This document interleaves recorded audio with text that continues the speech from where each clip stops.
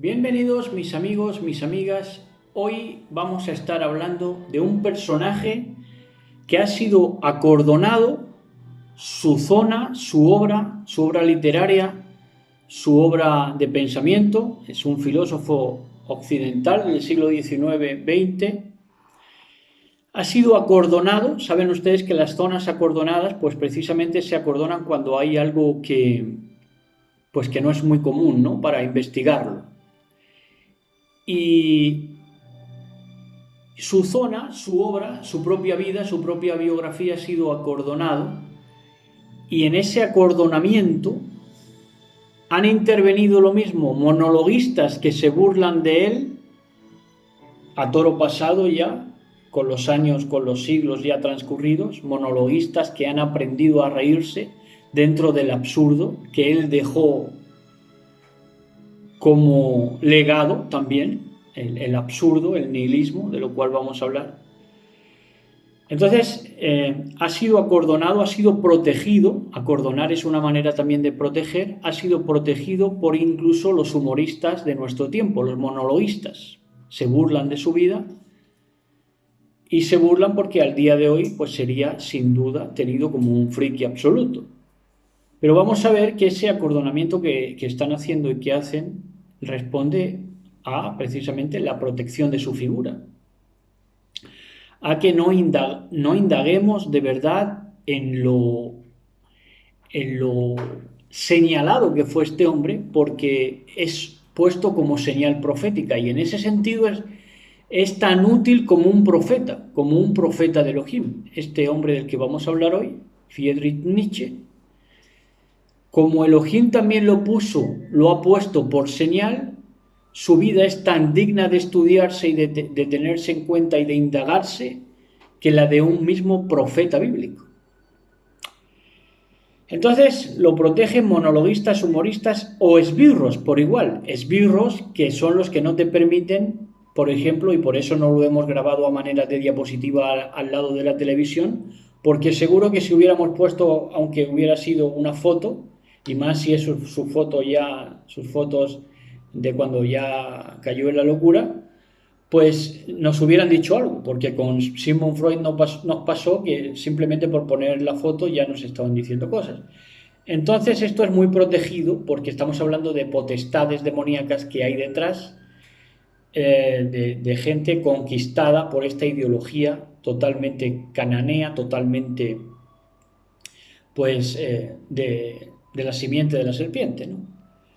Entonces, pero no queremos que se espante nadie cuando nosotros vamos a hablar de conceptos bíblicos, sino que quiero que comprendamos primero la ideología de este filósofo y luego ya saque cada uno sus conclusiones.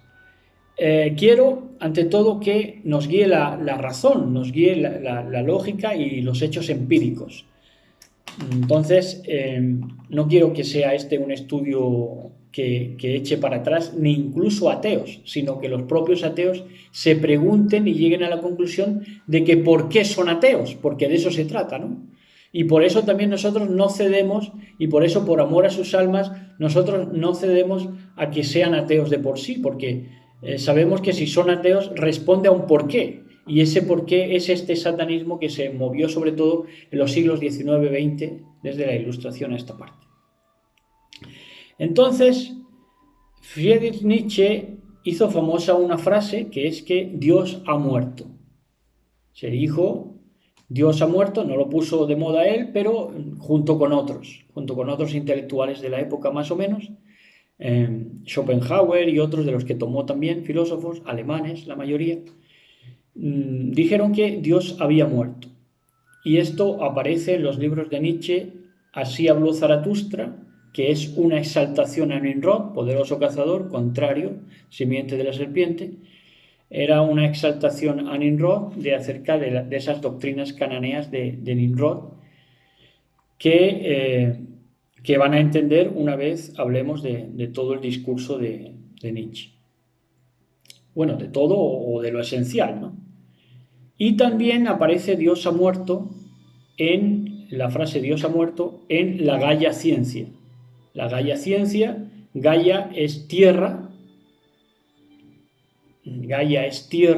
y ahí dejó el precedente de lo que hoy en día sería la ecología al uso, los movimientos ecologistas.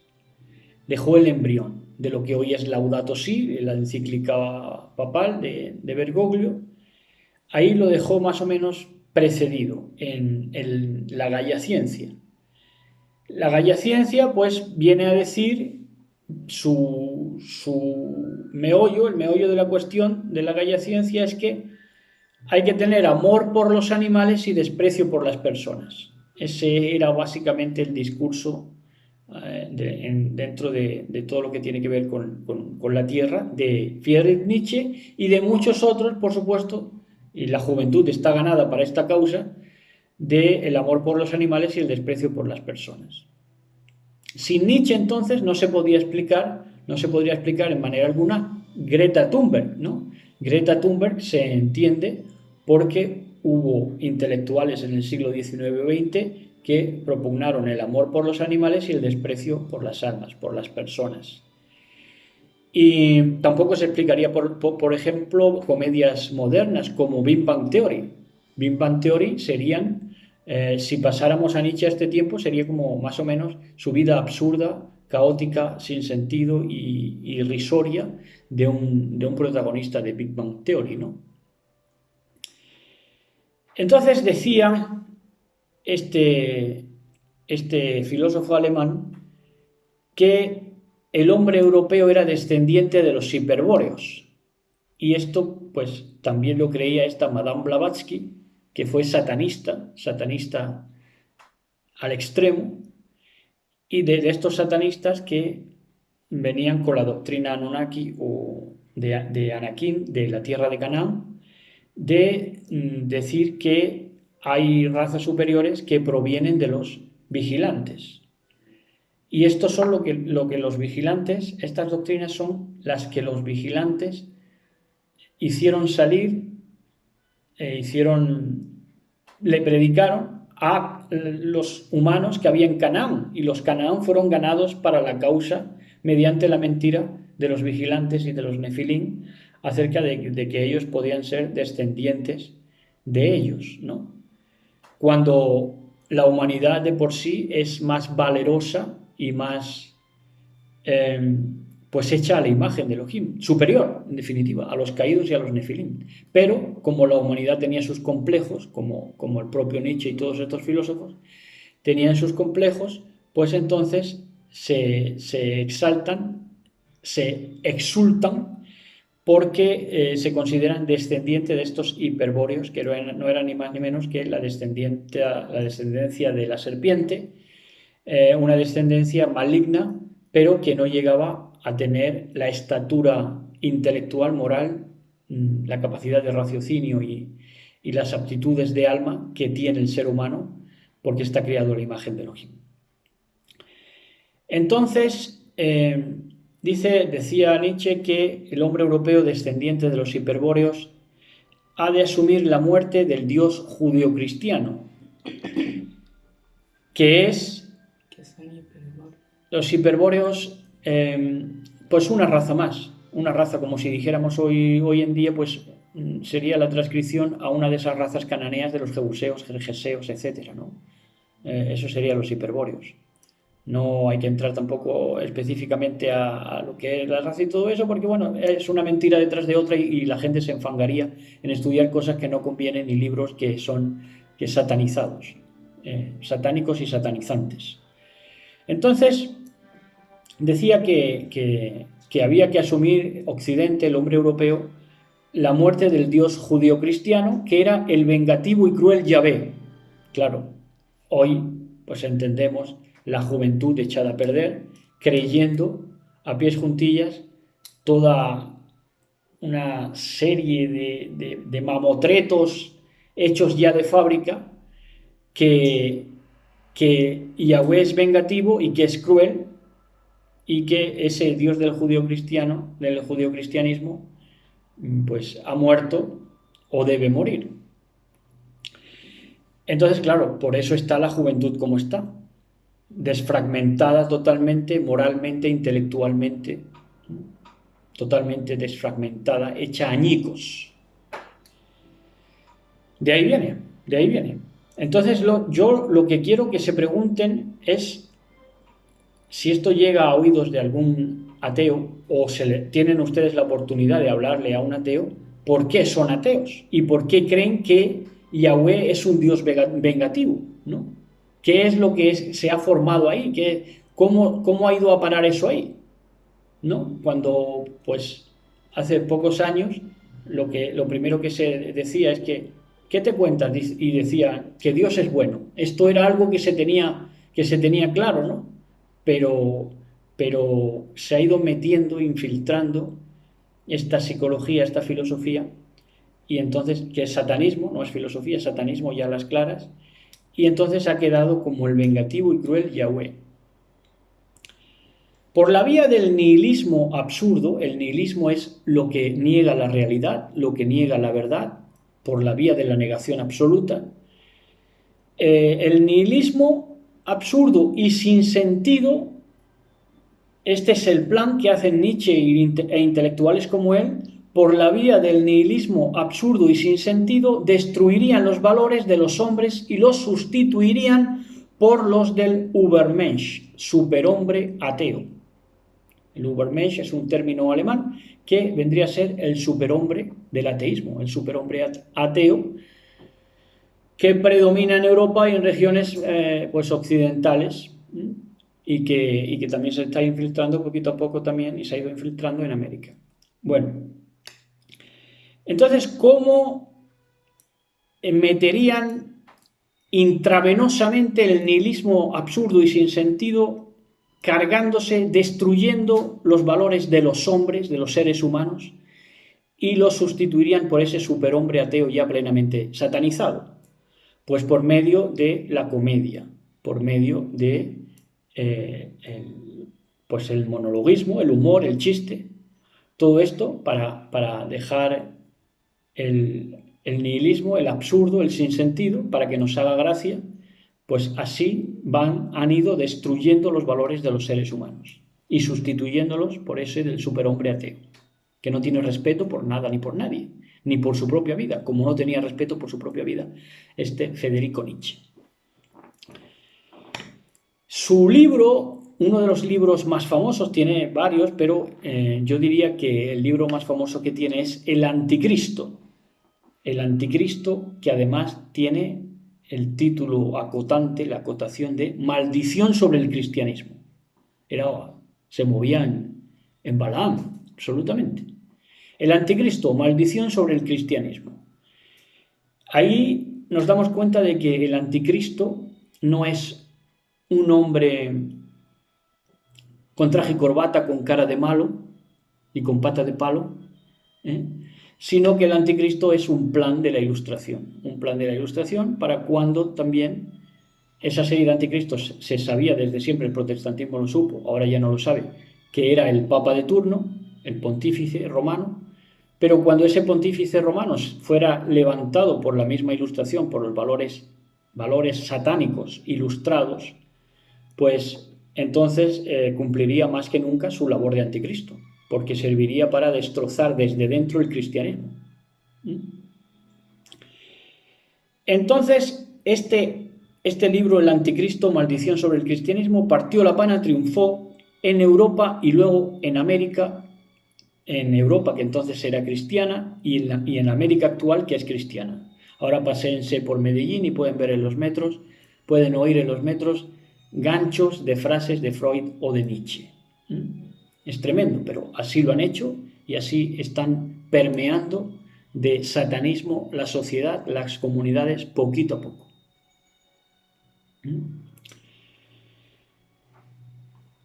Hay un concepto dentro de toda la filosofía nietzscheana que es el eterno retorno. El logo del eterno retorno es la pescadilla que se muerde la cola o la serpiente que se muerde la cola, de la cual han tomado partidos políticos de izquierda, como por ejemplo aquí en España Podemos. Es el logo del eterno retorno. Esto está en política en muchos países, ya. Es un yin y yang, pero ya en forma de serpiente, como círculo. ¿Por qué es el eterno retorno? Porque decían ellos, lo que viene a decir el eterno retorno es que las cosas habían que repetirse, la creación iba a acabar en una explosión tremenda y todo iba a acontecer exactamente igual una y otra vez a fin de que, no sé yo, en base a qué, se perfeccionara todo a base de repetirse. Eso es el eterno retorno. Pero claro, el eterno retorno, la propia lógica no está con esta idea, porque si el eterno retorno, si la experiencia sirviera de algo, si la repitieras por la eternidad y te fuera perfeccionando, veríamos que la ancianidad, la senectud, serían los primeros que nos podrían guiar en este mundo, y sin embargo son los primeros imbéciles que tenemos, empezando por los pontífices. Los carcamales son los más necios, los más tontos, ¿no?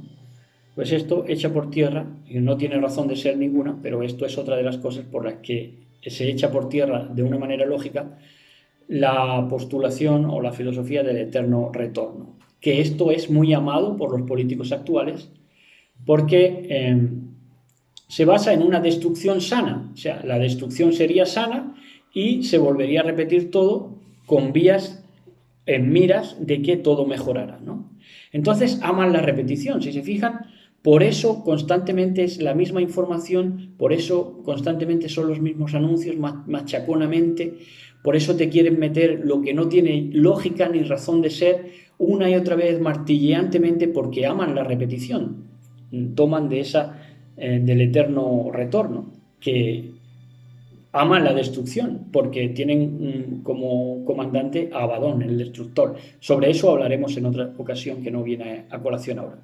Pero entonces aman la repetición y como aman la repetición, atentos a esto, porque les va a hacer gracia.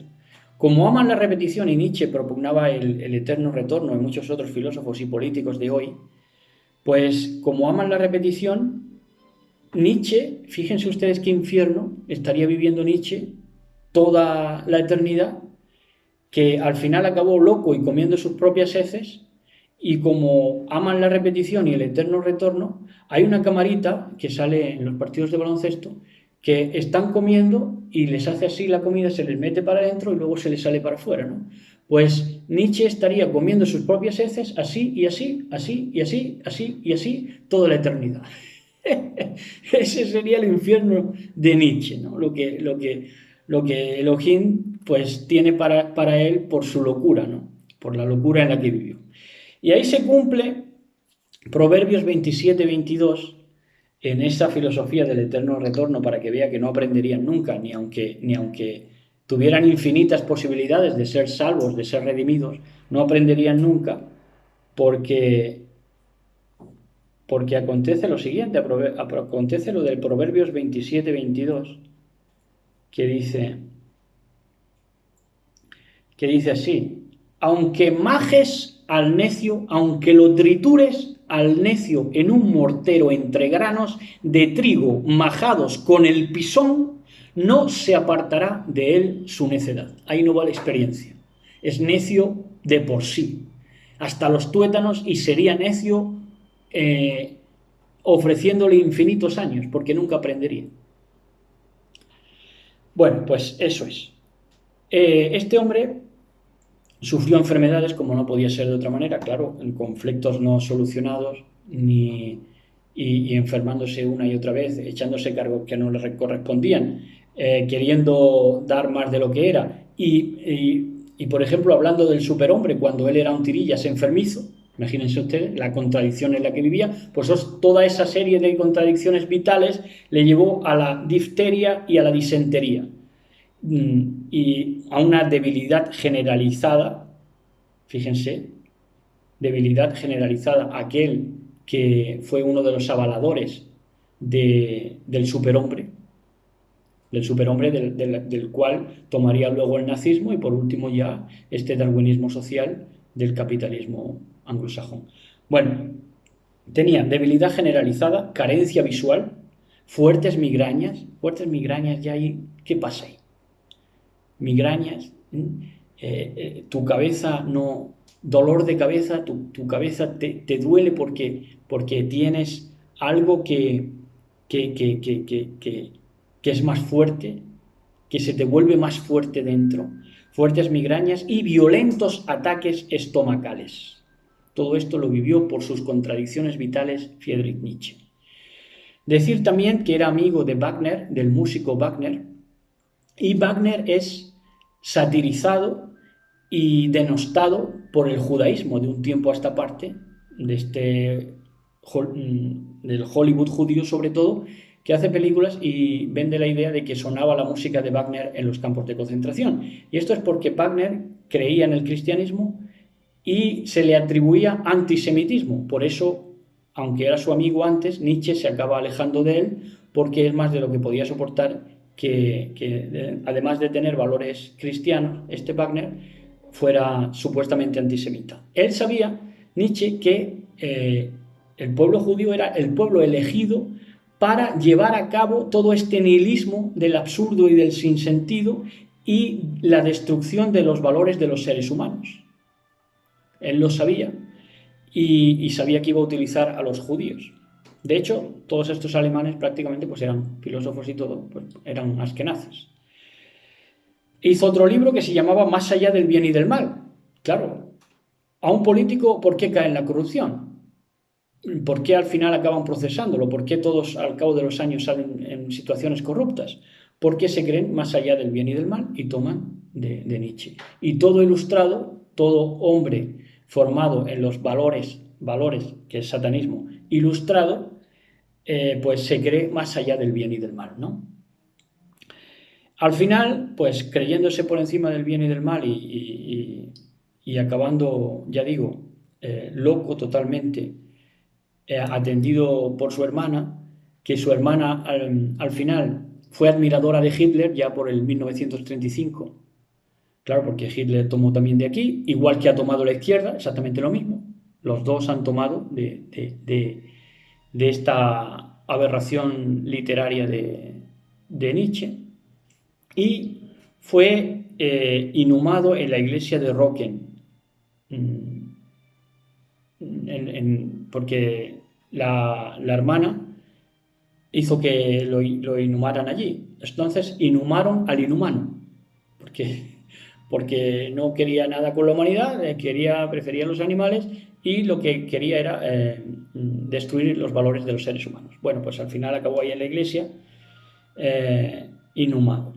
Nunca tuvo pareja e intentó un trío con otro intelectual, viendo que entre los dos ninguno de los dos se merecía una mujer completa, pues iban a ver si se quedaban con la mitad cada uno, pero tampoco pudo ser y acabó pronto también ese intento de trío, ménage à trois, que se llama en francés. Bueno, entonces el título que hemos puesto hoy de la pesadilla de Nietzsche, la pesadilla de Nietzsche era este pasaje, de eso él se expresó alrededor de este pasaje tremendo, que él sabía que le dejaba, y yo creo que este pasaje fue lo que lo acabó llevando a la locura, porque él cada vez se olía más conforme pasaban los años cuál iba a ser su fin. Porque claro, él ayudó a la inversión de los valores, ayudó a esa inversión de los valores, al mundo al revés. La inversión de los valores tomó de cargarse la superstición católica también, pero invirtió los valores a fin de que de lo inhumano, de la destrucción del ser humano, y bueno, ahora seguimos hablando. Primera de Corintios 1, 24-30. Esta era la pesadilla de Nietzsche. Dice: más para los llamados, así judíos como griegos, Mashiach, poder de Elohim y sabiduría de Elohim. Porque lo insensato de Elohim es más sabio que los hombres, y lo débil de Elohim es más fuerte que los hombres. Pues mirad, hermanos, vuestra vocación, que no sois muchos sabios según la carne, ni muchos poderosos, ni muchos nobles, Claro, esa era la pesadilla de Nietzsche. Porque ellos eran todos de cuna de heredar hectáreas de libros, bibliotecas, estaban bien colocados económicamente y tenían una formación cultural que en la época pues había mucho analfabetismo y los que dominaban los libros dominaban la sociedad. Es lo mismo que ahora, pero de otro punto, ¿no? Entonces esta era su pesadilla, porque si ellos habían invertido los valores y seguía pasando el tiempo, los valores de la inversión también los iban a invertir. Y esto es lo que atormentaba a Nietzsche, que la vuelta a la tortilla se le volviera en su contra también. Y que esa inversión de los valores ya no abarcara solamente a acabar con la religión, sino también a acabar con una clase social. Porque la clase social preponderante, la clase social que había tenido acceso libre a todos los libros, podía verse humillada por lo vil y lo menospreciado. Y esto era lo que temía. Dice, sino que lo necio del mundo escogió Elohim, aquí se echaba a temblar, para avergonzar a los supuestos sabios. Y lo débil del mundo escogió Elohim para avergonzar a lo fuerte, que ni siquiera era fuerte porque eran unos enfermizos. Y lo vil del mundo y lo menospreciado escogió Elohim y lo que no es para deshacer lo que es. Tremendo. A fin de que nadie se jacte en su presencia, mas por él estáis vosotros en Mashiach Yahshua, el cual nos ha sido hecho por Elohim sabiduría, justificación, santificación y redención. Y pensar que este era el temor de lo que acabó enfermándolo, porque lo veía venir, cómo él iba a acabar. La figura del absurdo, la figura de comedia, de denigración totalmente que iba a hacer el escarnio que iban a hacer las generaciones que le siguieron, ¿no? Entonces él se lo olía leyendo esto de 1 de Corintios 1:24 al 30. Pero pensar que prohibieron en determinadas sectas como el Opus Dei leer a Nietzsche. Yo de verdad que derribaría todo ministerio evangélico, todo ministerio religioso que no haya leído a Nietzsche, yo lo descalificaba por completo y no le permitiría ni predicar. ¿Por qué? Porque con Nietzsche entendemos el mundo que nos toca vivir. Y es esencial saber por lo menos las obras de Nietzsche, saber lo que escribió, lo que dejó y lo que pensaba. Porque de otra manera no puedes entender el mundo en el que vives. Y esto es esencial para todo creyente. Y debería ser de lectura obligada. Y también si eres ateo, por supuesto que sí. Porque te tienes que preguntar en un momento dado de tu vida, ya cuando alcances la madurez, pues ¿por qué piensas como piensas? Si tienes algo en la cabeza y si de verdad le das importancia a la razón, pues tendrás que plantearse por qué estás pensando como estás pensando. Entonces, si lees a Nietzsche, te enterarás de tu propio pensamiento. ¿Por qué tus procesos mentales son como son? Porque el medio ambiente te ha condicionado, el ambiente satanizado, en este caso. Apocalipsis 9:1 al 4, ya vamos a terminar. Apocalipsis 9:1 al 4 nos dice, para que entiendan proféticamente cuál fue el calado de esta época y la subsiguiente que estamos viviendo ahora mismo. Apocalipsis 9:1 al 4 dice así, dice el quinto ángel es del periodo de la iglesia de Sardis, que va de 1521 al 1750, que es donde inicia esto que va a relatar. Y dice así, el quinto ángel tocó la trompeta y vio una estrella que cayó del cielo a la tierra, y se le dio la llave del pozo del abismo. Un ángel encomendado para abrir un pozo del abismo que había estado cerrado con prisioneros dentro desde que el Mashiach los exhibió públicamente, triunfando sobre ellos, venciendo sobre ellos en el madero. Y abrió el pozo del abismo y subió humo del pozo como humo de un gran horno, y se oscureció el sol Se oscureció también el aire por el humo del pozo, y del humo salieron langostas sobre la tierra, y se les dio poder como tienen poder los escorpiones de la tierra, y se les mandó que no dañasen a la hierba de la tierra, ni a cosa verde alguna, ni ningún árbol, sino solamente a los hombres que no tuviesen el sello de Elohim en sus frentes. Los que luego iban a ser también seguramente parte de los 144.000 sellados. Entonces, así es como inicia.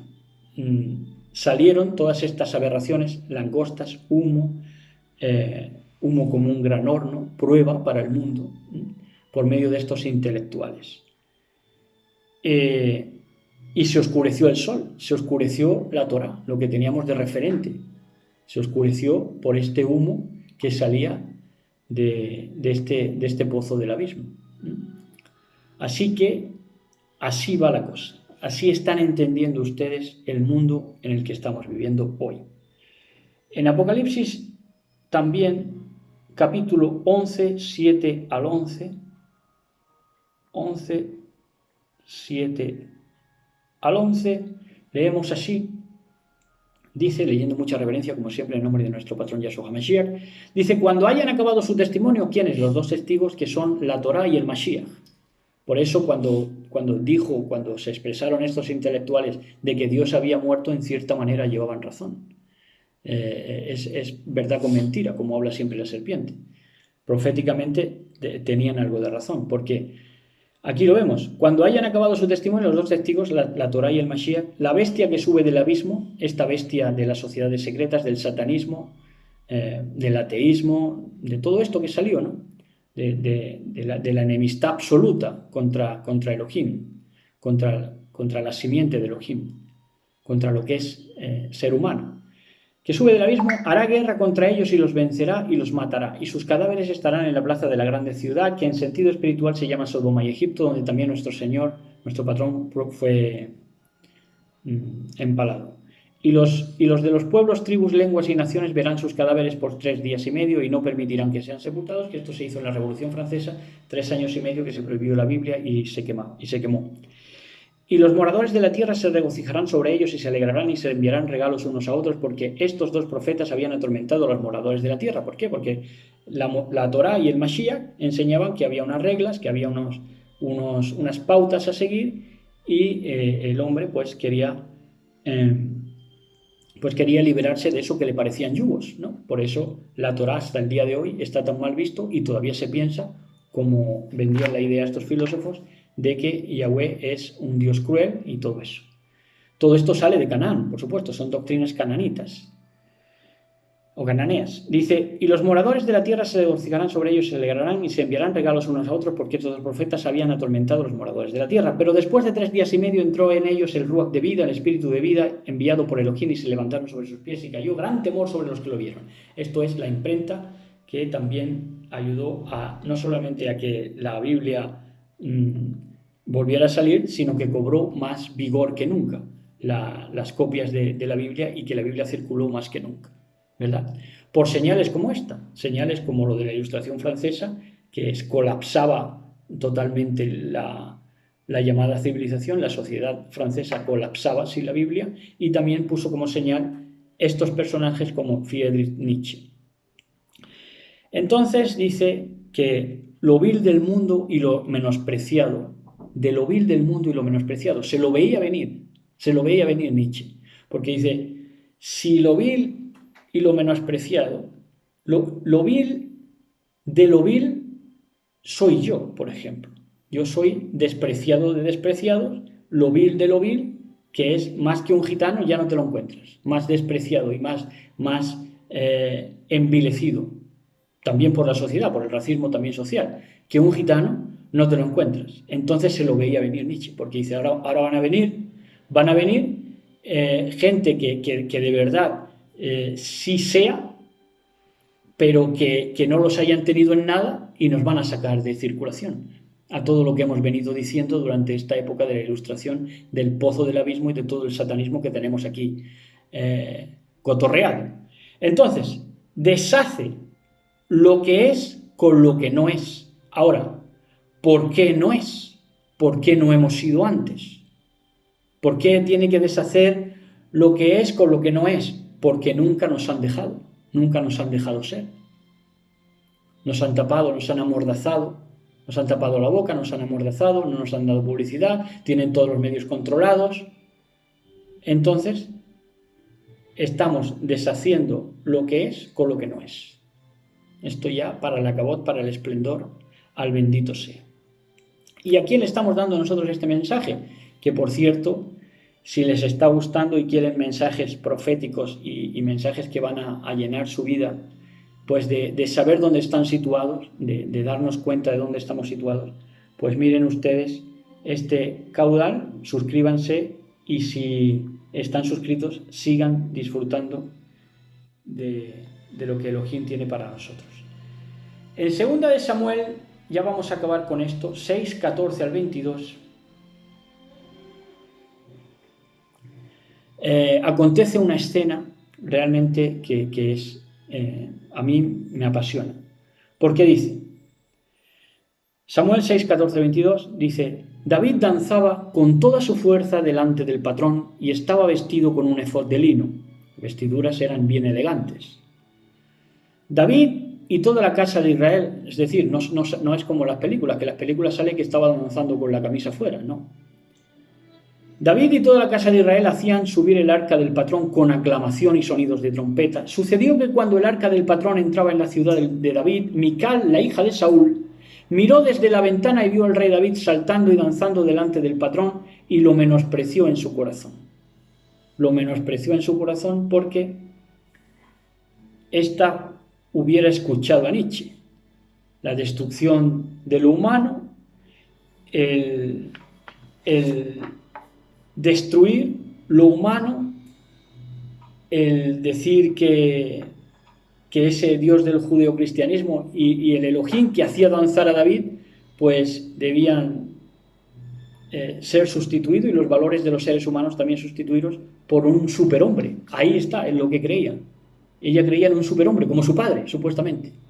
Su padre, que era un buen mozalbete, creía en el superhombre y no creía en este pastorcillo que se hizo rey, porque Elohim lo cogió, lo tomó.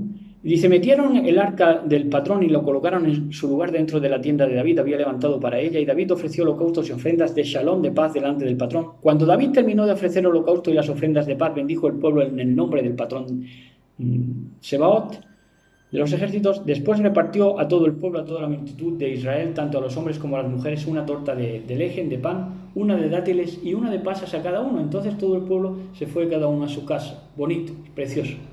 Les dio su aperitivo. Pero al regresar David para bendecir su casa, Mical, la hija de Saúl, salió al encuentro de David y le dijo, no solamente lo menospreció en su corazón, sino que ahora le dice, ¿cómo se ha distinguido hoy el rey de Israel? Vaya superhombres que tenemos, vaya superhombres que tenemos, que siempre están con la humildad. Y eso no puede ser, porque la humildad es debilidad. Se descubrió hoy ante los ojos de las criadas de sus siervos como se descubriría sin decoro un insensato, dice. Le acusa que se descubre ante las criadas. Y David dijo a Mical, eso fue delante del patrón que me escogió en preferencia a tu padre, que tú lo tienes por superhombre, y a toda su casa para constituirme por príncipe sobre el pueblo del patrón, sobre Israel. Por tanto, lo celebraré delante del patrón.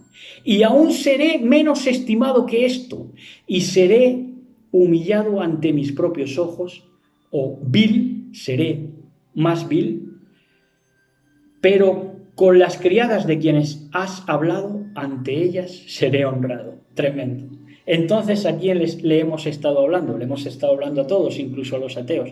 Pero para ya ir volviendo de la batalla, de esta dialéctica, de este poner ya a las claras de dónde viene todo ese satanismo social que vivimos hoy en día, pues esto no es para que nos vea ninguna hija de un rey que cree en los superhombres, sino para que nos escuchen las criadas. Y a las criadas hemos dedicado este mensaje, todas esas criadas proféticas que sí entienden y que no es subestimado lo humilde y que lo humano y Elohim es exaltado y es pues mirado como es. Y hasta aquí este mensaje, ya digo, para todas las criadas, para esas criadas proféticas que están sirviendo a Elohim, que estamos sirviendo a Elohim con todo nuestro corazón, así que también va dedicado a ellas este mensaje. Ya digo, si les ha gustado, suscríbanse, y si no, pues, y si ya están suscritos, sigan deleitándose con lo que Elohim tiene para nosotros en virtud de sus méritos, de los méritos del Mashiach. Shalom a todos, besos y abrazos. Nos vemos prontito porque queremos grabar también un tema más adelante de la honra, de honor sin honra. Honra sin honor es el próximo mensaje. Shalom, paz a todos. Besos y abrazos para todos y todas.